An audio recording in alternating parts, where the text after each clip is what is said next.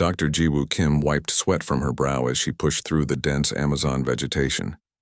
6 weeks into her botanical research expedition, she had ventured farther than any of her colleagues dared to go.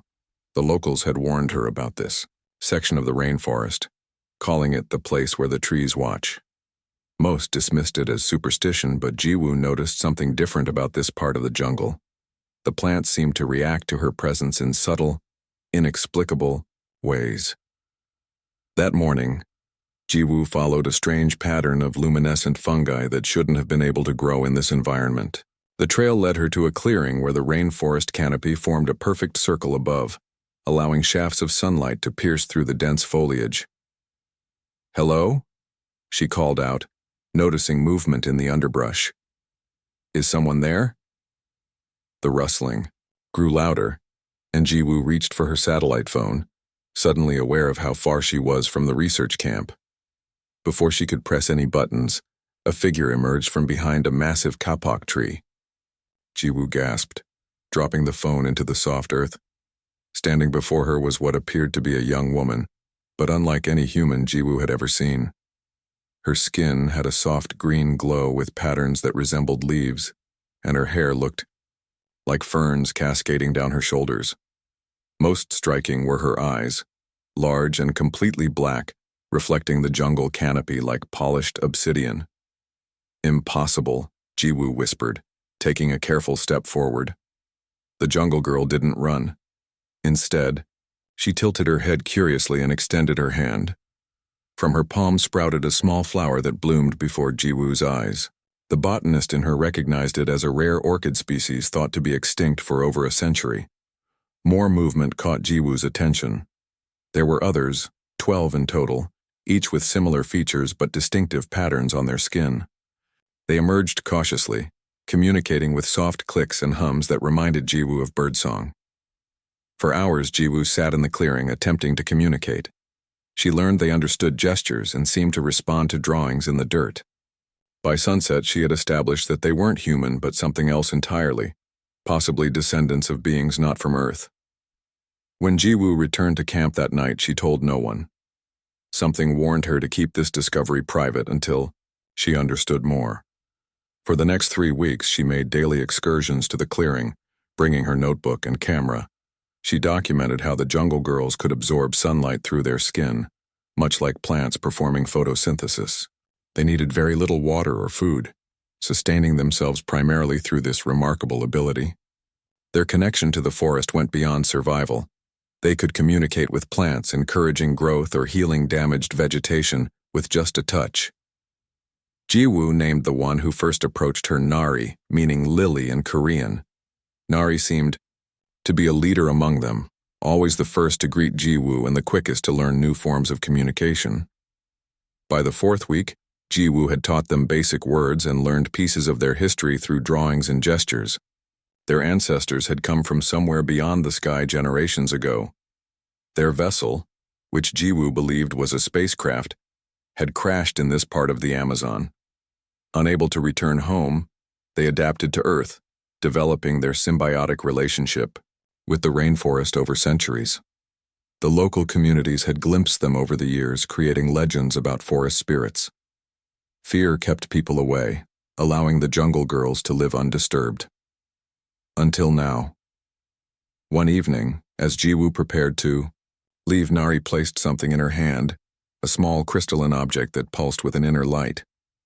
It was warm to the touch and seemed to respond to Jiwoo's heartbeat. She understood this was a gesture of trust. That night, back at camp, Jiwoo faced a dilemma.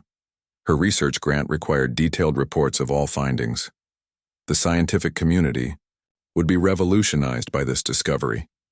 Yet she worried what exposure might mean for the jungle girls who had lived in peaceful isolation for so long. Her decision was made for her when her research assistant, Yoonki, followed her one morning. Hidden behind a tree, he photographed Jiwoo interacting with the jungle girls. By the time she returned to camp that evening, he had already sent the images to their university department. "Do you realize what you've discovered?" Professor Minho, Bayek, the expedition leader, confronted her with excitement in his eyes. "This changes everything we know about extraterrestrial life." "They're not specimens," Jiwoo argued. They're intelligent beings with their own society. They need protection, not exploitation. But she could already see the hunger in her colleagues' eyes, not for knowledge, but for recognition and profit.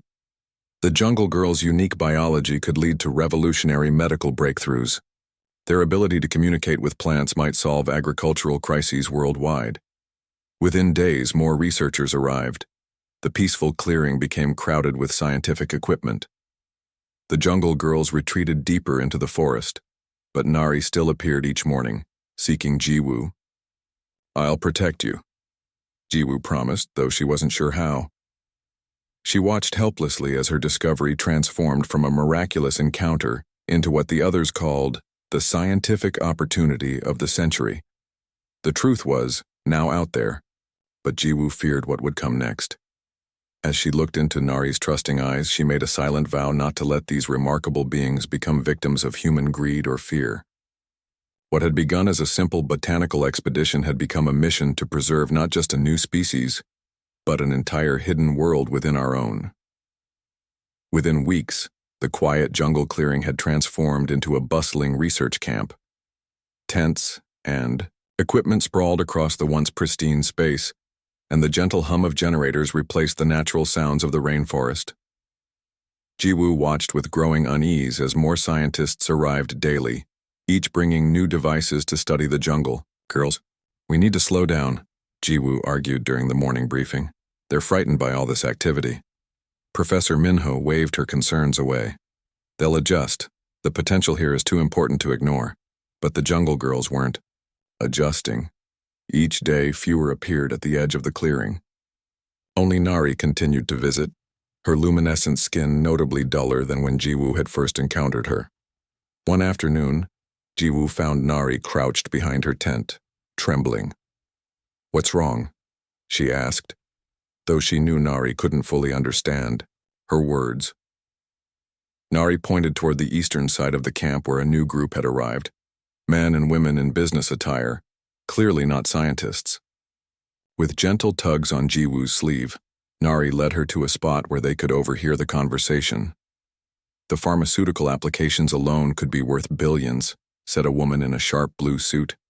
"Their cellular regeneration capabilities are unlike anything we've seen before."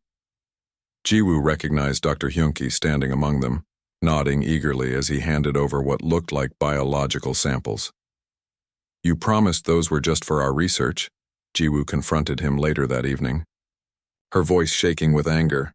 Hyunki didn't even look ashamed. "Be realistic, Jiwoo. Discoveries like this don't stay academic.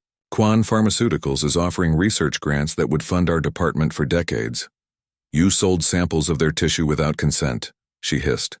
"They're intelligent beings, not lab rats." "They're not human," Hyunki replied coldly, "and the university board has already approved the partnership." That night, Jiwoo snuck into the lab tent and discovered the extent of the betrayal. Dozens of biological samples labeled with clinical codes, detailed maps marking the locations where Jungle Girls had been spotted, and worst of all, a research proposal that referred to them as biological assets with potential for harvest and cultivation. When she confronted Professor Minho with her findings, his response chilled her. "The decision has been made, Dr. Kim. The government has classified this as a matter of national security and economic interest." He slid a document across the table. "You'll need to sign this confidentiality agreement and continue your work within new parameters. And if I refuse, then your involvement in this project ends immediately. You'll be escorted from the site today." Jiwoo found Nari that evening and tried to explain through gestures and drawings what was happening. The Jungle Girl seemed to understand the danger, her eyes reflecting the same betrayal Jiwoo felt. Before dawn the next day, government officials arrived. Men in uniform established a perimeter around the entire area, setting up checkpoints and surveillance equipment. Jiwoo watched in horror as they began constructing more permanent structures. Director Do-hyun Park, the government official now in charge, gathered all researchers for an announcement. "This operation is now under federal jurisdiction," he stated, flatly. "All findings and research will be submitted for review before any publications. Those unwilling to comply with new security protocols will be removed from the project." When Jiwoo refused to sign their documents, two guards escorted her to pack her belongings. "This isn't research anymore," she told Professor Minho as she was leaving. "It's exploitation." He couldn't meet her eyes. Sometimes progress requires difficult choices. As Jiwoo was being led toward the waiting helicopter, she spotted Nari watching from the trees. The jungle girl pressed her hand against a large leaf, and momentarily, all the surrounding vegetation trembled. It was both a goodbye and a plea. The helicopter lifted off, giving Jiwoo a bird's-eye view of what was happening to this once sacred place. The clearing had tripled in size as trees were felled to make room for equipment. In the distance, she could see more vehicles arriving. Back in Seoul, Jiwoo tried desperately to raise awareness about what was happening. She contacted journalists, environmental organizations, and even her former professors. But each time she was stonewalled. "There's no record of any such research project," one reporter told her after making inquiries. "The area you're describing is part of a standard botanical survey," another explained. "Nothing unusual has been reported." 2 months after her forced departure, Jiwoo received an unmarked package. Inside was a flash drive containing footage from the camp. The video showed sterile labs where jungle girls were kept in glass enclosures, their skin pale and lifeless under artificial lights. Scientists in hazmat suits extracted samples, while armed guards stood watching. Most disturbing was footage of officials denying the jungle girls' sentience to visiting oversight committees. "They display plant-like responses to stimuli, not conscious thought," Director Do-hyun explained on camera, even as the footage clearly showed the jungle girls communicating with each other and attempting to escape. Jiwoo took the evidence to every authority she could think of, but doors kept closing. Someone powerful was burying the story. News outlets suddenly canceled scheduled interviews. Environmental groups stopped returning her calls. Then came the threats. Subtle at first, then increasingly direct. A break-in at her apartment where nothing was stolen but her research notes were clearly rifled through. Anonymous emails warning her to focus on her academic career and avoid conspiracy theories. The final blow came when her university declined to renew her contract, citing concerns about research integrity and erratic behavior. Alone and discredited, Jiwoo felt the weight of her failure. She had discovered something miraculous, and instead of protecting it, she had exposed these gentle beings to humanity's worst instincts. Late one night, as rain lashed against her windows, Jiwoo stared at the small crystalline object Nari had given her. It no longer pulsed with light. She wondered if this reflected what was happening to the jungle girls themselves, their life force dimming under captivity and exploitation. "I'm sorry," she whispered to the darkened crystal. "But I'm not giving up." She would find another way to help them, even if it meant risking everything. 6 months after Jiwoo's forced departure, the research camp in the Amazon had evolved into a sprawling compound. Metal buildings had replaced tents, and high fences topped with barbed wire surrounded the perimeter. Inside these structures, scientists worked day and night studying the jungle girls, treating them more like specimens than sentient beings. But the excitement that had initially fueled the project was fading. Despite countless tests and experiments, the researchers couldn't replicate the jungle girls' unique abilities. Their cells deteriorated quickly in lab conditions, and their remarkable healing properties vanished when separated from the rainforest environment. "The quarterly results are disappointing," said the Quan Pharmaceuticals executive during a video conference with Director Do-hyun. "We've invested millions with nothing marketable to show for it." Do-hyun tried to sound confident. "We just need more time. Their biology is unlike anything." "The board has made its decision," the executive interrupted. "We're pulling funding at the end of the month." Similar conversations were happening across various departments. The military lost interest when they discovered the jungle girls' abilities couldn't be weaponized.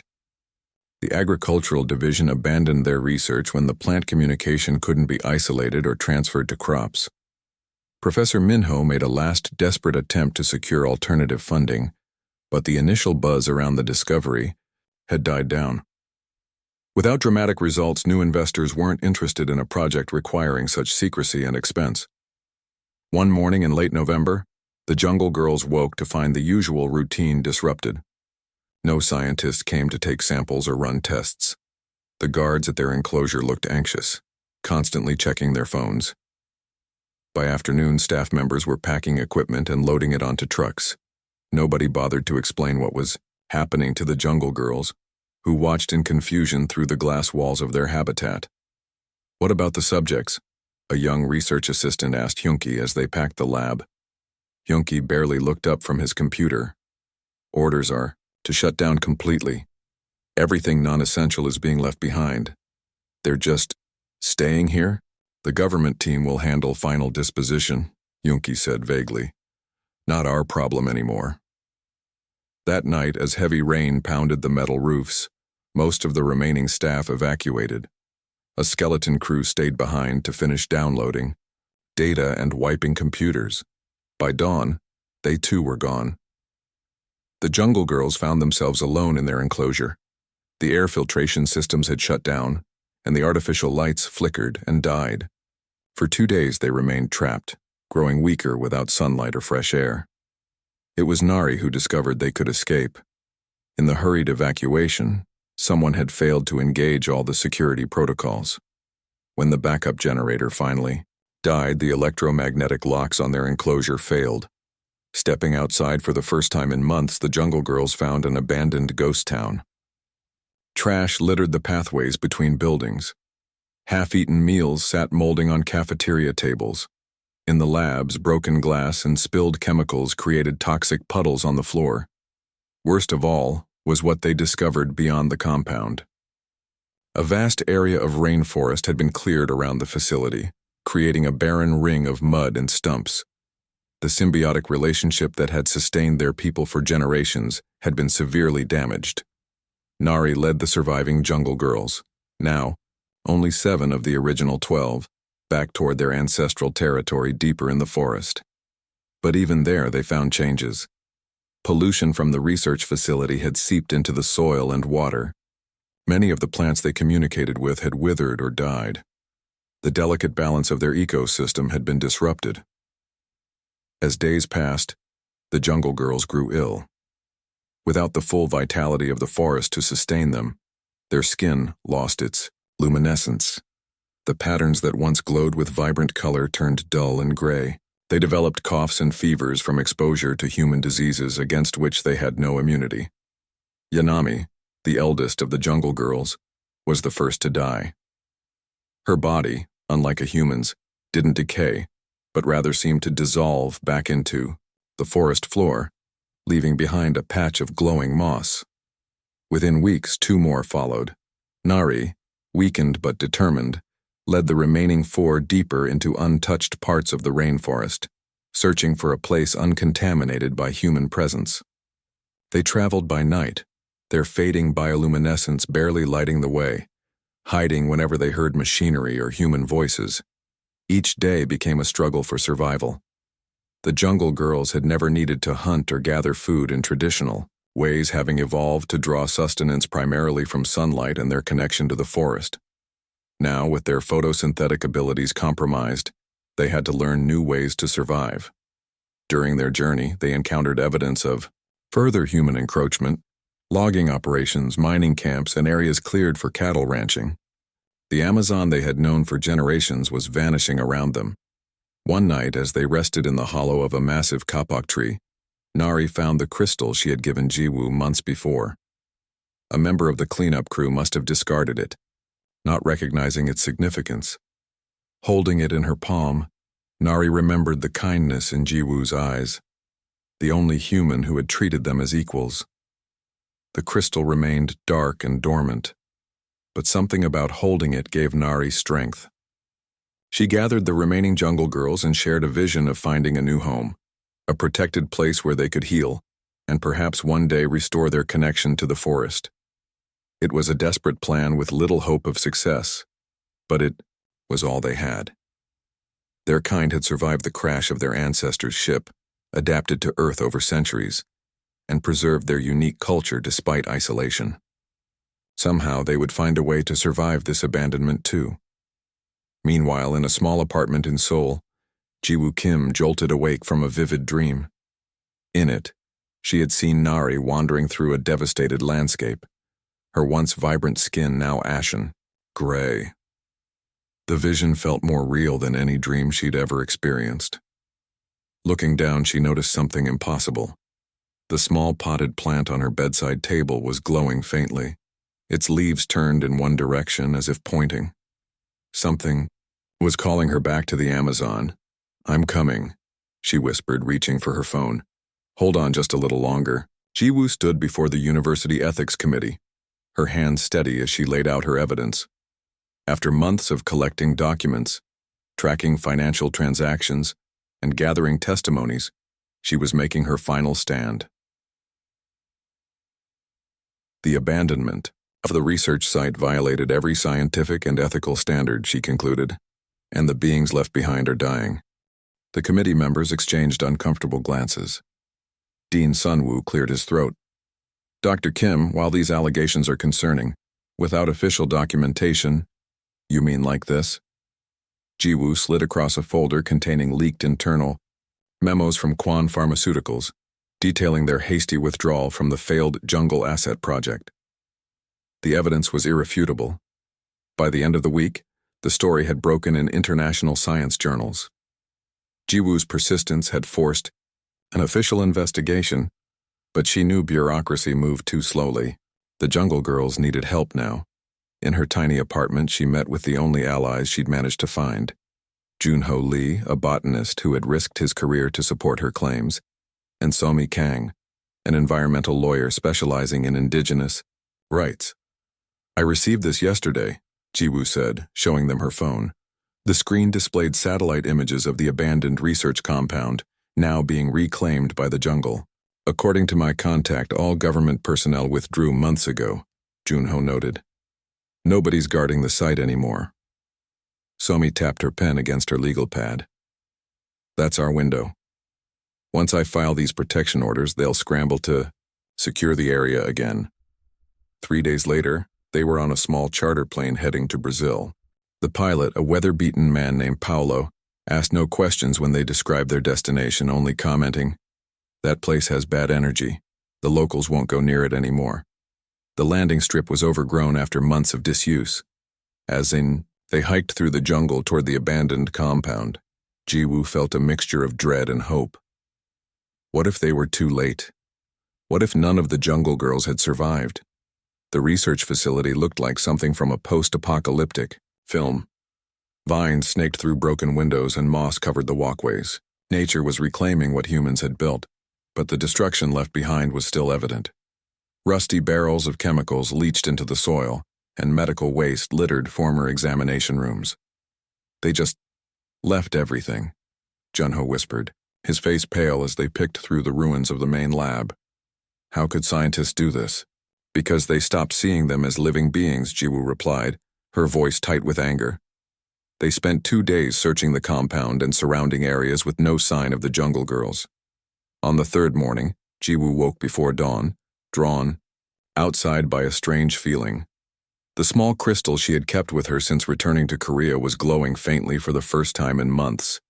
Following its pull, she walked alone to the edge of the cleared area surrounding the compound. The devastation was still shocking, a perfect circle of barren earth where lush rainforest had once stood. But at the perimeter, something was happening. New growth was pushing through the soil in an unnatural pattern, forming what looked like a path leading into the untouched jungle. Jiwoo followed the trail of saplings and unusually vigorous plants for nearly 2 hours. The forest grew denser, the sounds of wildlife more abundant. Finally, the path ended at a wall of massive ferns that seemed to pulse with subtle light. "Hello," she called softly. "Nari?" "It's Jiwoo." The ferns parted, revealing a small natural grotto hidden beneath the roots of an enormous tree. Inside, 4 figures huddled together, their skin barely glowing in the dim light. Jiwoo's heart sank as she recognized Nari among them. So changed, she almost missed her. The once vibrant jungle girl was thin and pale, her leaf-like hair wilted. When Nari saw Jiwoo, she made no move to approach. Her eyes, once bright with curiosity, now watched warily from the shadows. "I'm so sorry," Jiwoo whispered, tears streaming down her face. "I tried to stop them. I tried to come back sooner." She took a cautious step forward, then another. Nari remained still, but didn't retreat. Slowly, Jiwoo reached into her pocket and pulled out the crystal, now pulsing with stronger light. She held it out in her open palm. For a long moment, nothing happened. Then Nari moved forward on unsteady legs. She touched the crystal, then Jiwoo's hand. A spark seemed to pass between them, not forgiveness exactly, but recognition.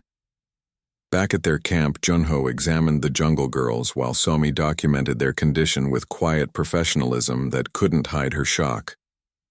They're suffering from multiple infectious diseases, malnutrition, and what looks like radiation poisoning from improper waste disposal, Junho reported.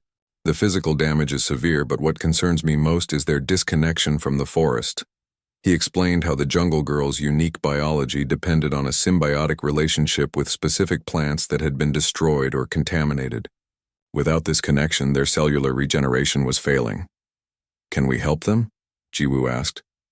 "Not here," Junho said. "The ecosystem they need doesn't exist anymore, at least not in this zone." For days, they worked to gain the jungle girls' trust, providing clean water and treating their most urgent medical needs. Slowly, Nari began communicating again through gestures and drawings in the dirt. She showed Jiwoo how the research team had taken the youngest jungle girls away before the evacuation, children Jiwoo hadn't even known existed. She drew maps of other locations where her people had once lived, now destroyed by logging and mining. And most devastatingly, she indicated that the 4 survivors before them were the last of their kind. One evening, as they shared a simple meal, Somi received an urgent call on their satellite phone.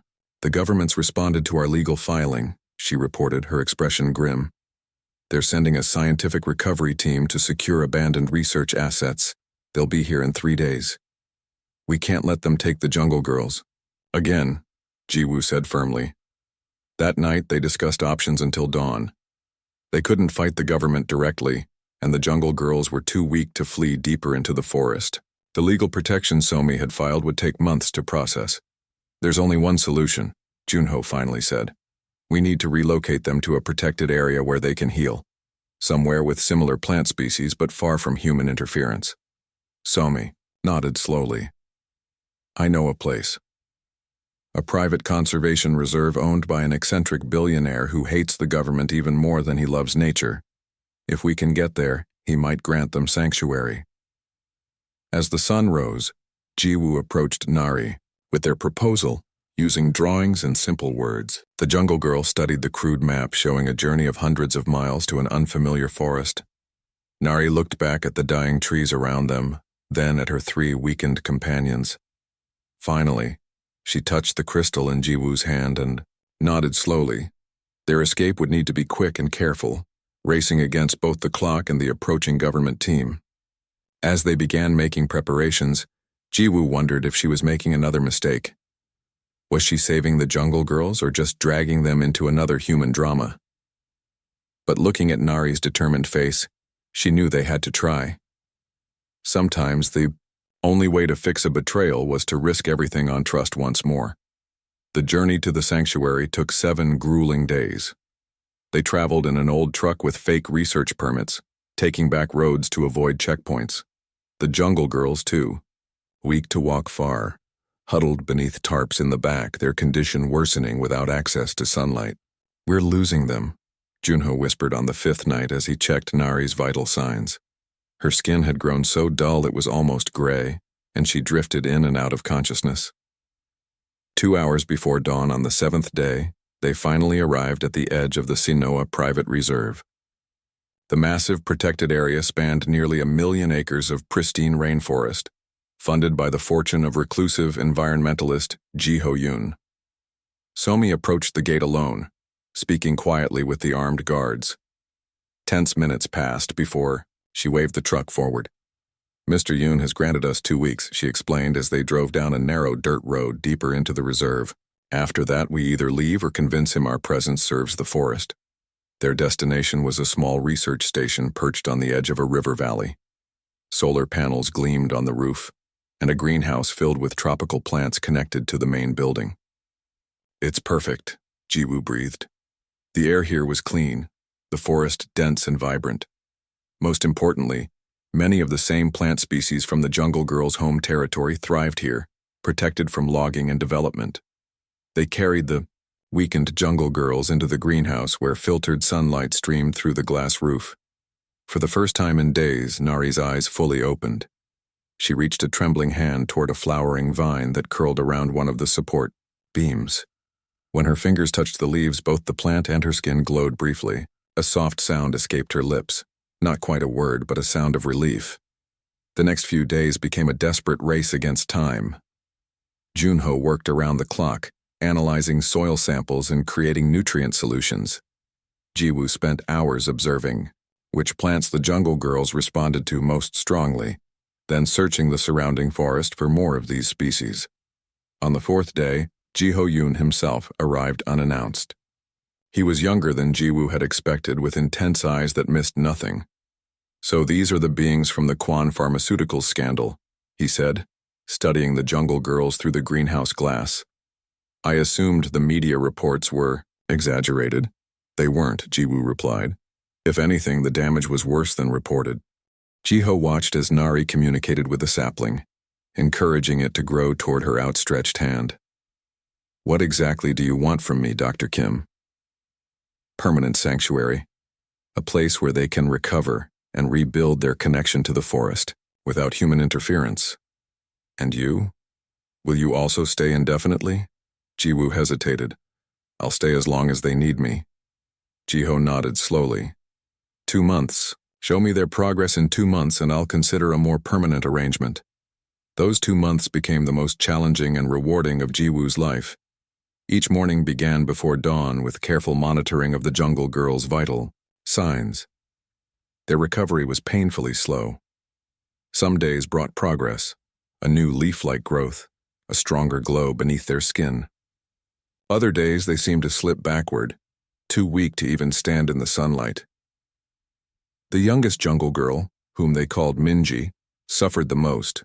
Her immune system, damaged by the experiments and subsequent neglect, struggled to fight off, even minor infections. Twice they almost lost her to fevers that left her skin completely dark, with no luminescence at all. Junho developed specialized nutrients for the soil around the research station, creating what he called transition zones. Areas where the natural forest was gently enhanced to better support the Jungle Girls' unique biology. They evolved with a specific microbiome, he explained one evening as they reviewed their progress. "We can't replicate it exactly, but we can nudge this ecosystem in that direction." Somi, meanwhile, fought legal battles remotely. She filed for recognition of the Jungle Girls as an endangered intelligent species, deserving of protection under international law. The case generated heated debate in legal circles, with government officials from multiple countries attempting to claim jurisdiction. "They're hoping we still have research with commercial value," she said after a particularly frustrating video conference. "Nobody cares about protecting them. They just want to control any potential profits." By the 6-week mark, real progress finally began to show. Nari spent whole days in the forest now, her strength returning enough to help tend the specially prepared areas. The patterns on her skin, once faded to near invisibility, now glowed softly in the shade. Most encouraging was the way new plants seemed to grow wherever she spent time, as if the forest itself was responding to her presence. When Jiho-yoon returned for his evaluation, the change was dramatic enough that even his carefully neutral expression couldn't hide his amazement. "They're healing the damaged sections faster than any restoration project I've ever seen," he admitted as they toured an area that had been affected by illegal logging years earlier. Where once there had been struggling secondary growth, now lush vegetation thrived. Nari approached, still cautious around humans who weren't part of their small team. She carried something in her cupped hands, a small plant with unusual blue flowers that seemed to pulse with gentle light. "These don't grow naturally here," Jiho observed. "No," Jiwoo agreed. We think they're cultivating plants from their homeworld, species their ancestors brought with them centuries ago. Nari carefully placed the flowering plant in the soil near Jiho's feet. They watched in silence as the roots visibly extended into the ground, and new buds formed along the stem. They're not just adapting to our world, Junho explained quietly. They're creating something new, a hybrid ecosystem that combines their biological heritage with Earth's. 2 days later, Jiho called them to the main building where he'd set up temporary offices. I've created a special conservation zone within the reserve, he announced. 5,000 acres, legally designated as autonomous territory under a unique conservation trust. No research teams, no tourism, no interference of any kind without approval from both my foundation and... He paused, looking directly at Jiwoo, the appointed human representatives of the forest beings. You want me to stay? Jiwoo realized. Someone needs to serve as intermediary, Jiho replied. Someone they trust. The decision wasn't easy. Accepting meant putting her academic career permanently aside, possibly spending years in the isolated reserve. But watching the jungle girls grow stronger each day, seeing how they transformed the forest around them, made the choice clear. Over. The next year, the sanctuary flourished beyond anyone's expectations. The jungle girls' health returned fully, their skin once again luminous and vibrant. Under Nari's guidance, they established groves of their ancestral plants throughout the protected zone, creating microenvironments that pulsed with soft bioluminescence. At night, word of their success spread carefully through scientific circles. Somi's legal case finally resulted in a precedent-setting ruling that recognized the jungle girls as sentient beings, with rights to self-determination. The exact nature of their biology remained protected information, preventing any repeat of the exploitation that had nearly destroyed them. Most remarkably, the area surrounding the sanctuary began to show effects far beyond its boundaries. Water quality in nearby rivers improved dramatically. Plant species thought locally extinct reappeared. Wildlife returned to areas that had been nearly barren. They're not just healing themselves, Junho explained to visiting environmental scientists. They're healing the entire ecosystem. 2 years after their rescue, Jiwoo sat with Nari at sunset, watching new jungle girls, children born in safety and freedom, play among the trees. Their skin glowed brighter than their parents, having never known captivity or disconnection from the forest. We almost lost something miraculous, Jiwoo said softly, more to herself than to Nari. Something we didn't even understand. Nari, who now spoke halting but clear Portuguese and Korean, touched Jiwoo's hand. Not lost, changed. She gestured toward the young ones. Like seedlings after fire, different forest grows. In the distance, the crystal that Nari had given Jiwoo years ago now stood embedded in living wood at the center of their settlement. It had grown into something between a tree and a crystal formation, pulsing with light that synchronized with the luminescence of the jungle girl's skin, a living monument to survival and adaptation. Do you ever wish to find others like you? Jiwoo asked. To search for more of your kind? Nari was quiet for a long moment, her eyes on the horizon where the sun painted the clouds in brilliant orange and gold. Maybe someday, she finally answered. First, heal this world, then find others. As darkness fell, the forest around them began to glow with the bioluminescent plants that now thrived throughout the sanctuary. From above, the pattern resembled a constellation, a new kind of life taking root on Earth, protected at last by those who understood its value.